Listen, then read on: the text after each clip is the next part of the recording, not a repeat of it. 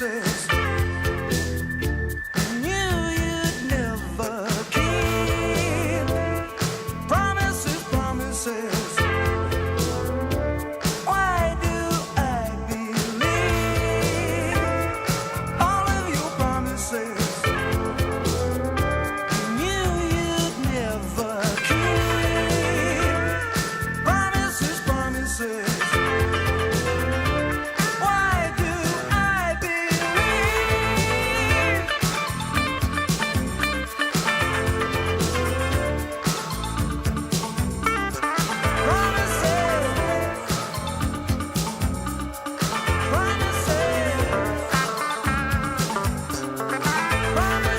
Previo a lo que es el enclave bananero. Recuerden que un enclave es precisamente el hecho de que una compañía extranjera inserta en otro país un aparato productivo de algún rubro en particular, ¿no? Y este está completamente fuera de todo lo que es el esquema del resto del país. Pues el primero que nosotros tuvimos fue el enclave minero. Vamos a determinar el origen de la economía de enclave y vamos a explicar las consecuencias para la sociedad hondureña. Como contenidos conceptuales estaremos trabajando enclave y concesión. Así que, para iniciar, la economía de enclave va a surgir durante la presidencia de Marco Aurelio Soto, que es cuando se implementa en Honduras la reforma liberal, en 1876. En esta reforma se pretende traer capital extranjero que logre ubicar en Honduras ciertos esquemas productivos para desarrollar el país a través de los mismos. Lamentablemente, estos enclaves, que así se les denominan, si bien es cierto, logran introducir capital y la industria y mecánica necesarias para su desarrollo, no logra insertar realmente dentro de la economía hondureña una alternativa que le permita al país desarrollarse, sino que al contrario, quien se puede desarrollar es la economía de enclave, completamente aparte de lo que está ocurriendo en Honduras. Esto entonces deja al país sin recursos humanos, porque todo el mundo está trabajando para la economía del enclave, y entonces el país, lejos de desarrollarse, se va empobreciendo más. Aunque la idea original, ¿verdad?, era que las economías de enclave iban a desarrollar nuestro país, pues lamentablemente quizás la impericia e inocencia de nuestros gobernantes permitió que las compañías que vinieran, más bien fueran ellas las que crecieran en detrimento del país. En el caso del enclave minero, este va a surgir cuando se le concesiona a la Rosario Mining Company la explotación de las minas en el Cerro de San Juancito por 100 años. Aparte de permitirles la explotación por 100 años, se les dan cierto tipo de condiciones que resultan onerosas para nosotros. Una de ellas es el uso de los recursos naturales. En este sentido, toda la parte baja del cerro donde se encuentra San Juancito fue totalmente depredada del bosque. En la fotografía ustedes pueden observar que no hay casi vegetación. Sin embargo, si ustedes visitan hoy el lugar, van a encontrar muchísima vegetación. Están viendo una fotografía de lo que hoy por hoy se conoce como el Parque Nacional La Tigra, pero que en aquel entonces lo habían depredado completamente. El otro beneficio que se les da es que pueden usufructuar las fuentes de agua sin pagarle al Estado de Honduras por ello. En este sentido, no solamente usaron el agua para los fines convencionales que se requieren, sino que también la envenenaron al utilizarlo como lavaderos para cierto tipo de elementos tóxicos y cáusticos. Entonces, a la hora de la hora, los ríos y quebradas de la zona quedaron contaminados durante varios años, impidiendo entonces que el agua pudiera ser utilizada por los pobladores. Una de las grandes críticas que se tiene es que Marco Aurelio era socio de esta empresa y que de hecho por ello movió la capital de Comayagua a Tegucigalpa, ya que de San Juancito a través de la Tigra se llevaba todo el material que se sacaba de la mina hacia la carretera del sur. Para ello era necesario atravesar toda la montaña, salir por el Picacho, bajar por el lado de la Leona y llegar hacia el Puente Mayor para agarrar la carretera del sur. Por esto Marco Aurelio Soto entonces cambia la capital, porque frente a Casa Presidencial pasaban las mulas cargadas con el material y entonces se podía auditar qué era lo que se sacaba, y de esta manera él como socio estará al tanto de cuánto dinero se esperaba haber ganado por la extracción del mineral. Muchos trabajadores de esta mina murieron precisamente por el uso de los tóxicos sin una protección adecuada, otros por el tipo de trabajo en condiciones infrahumanas, en algunos momentos trabajando inclusive de rodillas, que les empezaron a causar problemas en los huesos, problemas en la piel, problemas en la visión. A la larga, cuando la compañía terminó su concesión, lejos de continuar la explotación, lo que hicieron fue retirarse, dejando abandonado un pueblo en el que durante sus años de apogeo cualquiera de ustedes hubiera podido comprar lámparas de gas, un piano de cola o inclusive los mejores muebles traídos de Francia. Hoy por hoy, pues el pueblo continúa siendo un pueblo que, como todo centro minero abandonado, pues deja mucho que desear, aunque es increíblemente interesante el conocer todo lo que ha quedado ahí. Tenemos la primera planta eléctrica que hubo en Centroamérica, tenemos la primera fábrica de hielo, los restos están ahí, también están los restos del cine que se instauró en San Juancito durante el periodo que estuvo la minera, y tenemos lo que fue uno de los primeros locales de la Embajada Americana que todavía está en pie debido a que la compañía minera dejó ahí los archivos correspondientes a sus actividades en Honduras.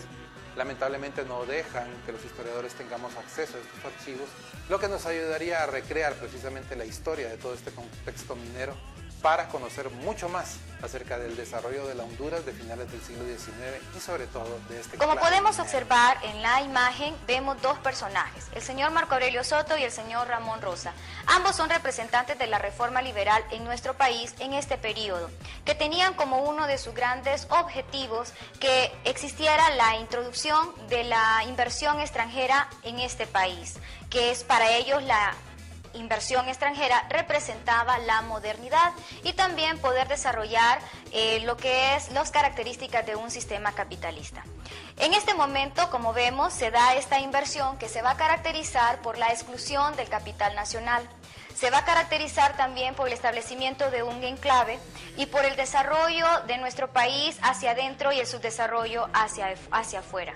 Estas empresas extranjeras van a tener gran poder en ese momento y gran influencia que podrán decidir en quiénes van a ser nuestros presidentes y quiénes no, y van a tomar decisiones en la vida política de este país. Comenzamos hablando que la industria bananera en Honduras se va a dividir en tres periodos. Como observamos, el primer periodo se da en 1860 a 1900, el segundo periodo de 1900 a 1929 y el tercer periodo de 1929 hasta la actualidad. ¿Qué características se presentan entre el año de 1860 a 1900? En este momento las plantaciones bananeras van a estar en manos de nacionales y uno de los principales compradores de estos productos va a ser el señor Samuel Samurray. El señor va, al ver que esta es una economía que va a tener gran éxito, va a empezar a establecer su propia compañía, la cual va a ser llamada Hudbar Samurai. En este momento no vemos que exista una gran introducción del capital extranjero. Sin embargo, a uno de los primeros inversionistas, el señor Strange, se le va a entregar en 1903 las primeras concesiones. Es así que se van a abrir las puertas a lo que más adelante se va a conocer como la gran inversión extranjera, específicamente en el banano, en la producción del banano. En el caso específico de Honduras, para la segunda mitad del siglo XIX, va a ser de mucha importancia la producción del banano, ya que se va a convertir en el primer productor de banano a nivel mundial. Y es así que va a tener la connotación de república bananera. En ese momento, los inversionistas extranjeros que se van a establecer van a tener la oportunidad de que el Estado les pueda conceder, les va a dar una serie de concesiones y de privilegios, y ellos se van a aprovechar de las debilidades de los políticos y de los caudillos en ese momento, que como ya mencioné, se van a tomar decisiones en la vida política del país, van a tomar decisiones en quién va a ser presidente, en quién no va a ser presidente, al igual que ellos van a establecer de alguna manera las políticas de cómo se va a exportar este producto.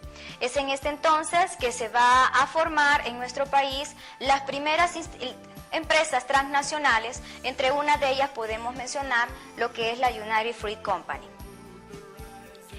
Como observamos en la imagen, esta es una de las primeras compañías transnacionales productoras de banano que se establecen en el país y que va a absorber otras compañías, como por ejemplo la Bacarro va a desaparecer para el año de 1900, desaparece.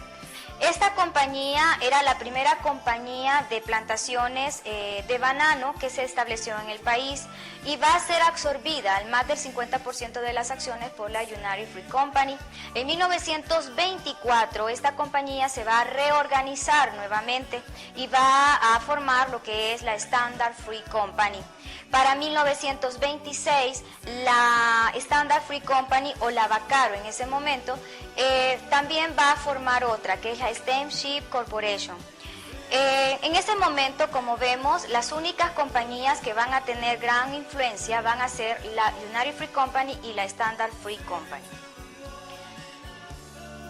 ¿Qué sucede con la Standard Fruit Company? Va a tener su centro de acción, o su centro de acción va a ser lo que es el puerto de La Ceiba, y en el caso de la United Fruit Company va a tener como centro de operación la zona de La Lima, específicamente el Valle de el Ulúa, lo que es el Valle de Sula, en el río del Ulúa. Se van a establecer una serie de compañías, pero las más fuertes van a ser esta. Va a surgir lo que es la empresa del señor Samurai, que más adelante va a ser absorbida por la United, y cuando esta suelta estas concesiones o suelta estas acciones, va a convertirse en lo que es la Cuyamel Fruit Company. Más adelante la United Fruit Company absorbe el total de toda esta empresa, y vamos a encontrar que para 1929 las únicas empresas que van a competir en cuestión de la producción del banano van a ser la Standard y la United Fruit Company. ¿Cuáles son las concesiones que se brindan? Para el año de 1913, la United Fruit Company, por medio de sus subsidiarias, el Estado le va a brindar algunas concesiones en las líneas férreas y en concesiones en la tierra.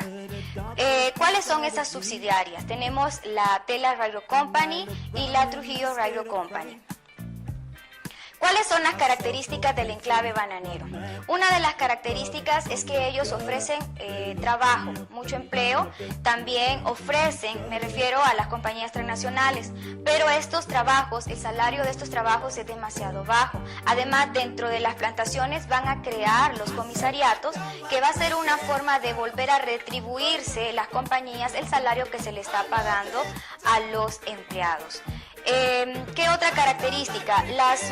Las compañías transnacionales van a abrir caminos, van a mejorar las vías, las carreteras, las vías de comunicación, pero todo esto lo hacían nada más para poder transportar el producto hacia los principales puertos de producción. ¿Y cuáles eran estos puertos? El puerto de Tela y el puerto de Puerto Cortés. Otra de las características del enclave bananero fue el regalo o las concesiones que hacía el Estado, el gobierno, los caudillos de ese momento hacia las compañías transnacionales. Entregaban una gran cantidad de tierra a cambio de que ellos ofrecieran trabajo, abrieran esos caminos y mejoraran las vías de comunicación. Sin embargo, las compañías transnacionales no solamente se quedan con las concesiones, sino que además comienzan a apoderarse de todas aquellas tierras que estaban alrededor de aquellas que habían sido concesionadas.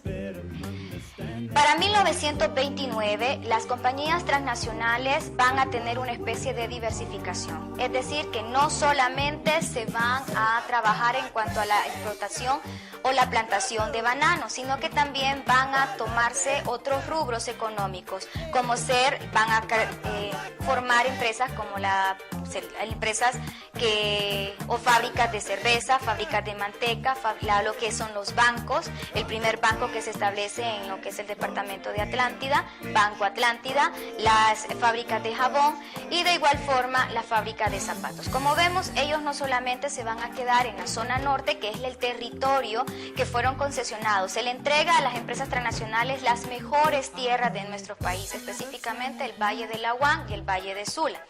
Estas dos empresas van a competir entre ellas, pero no solo van a competir en cuestión de las plantaciones o el producir banano, sino que también van a competir en otras áreas económicas, como las que estamos observando en la presentación. My harvest is the best, and if you try it, you'll like it.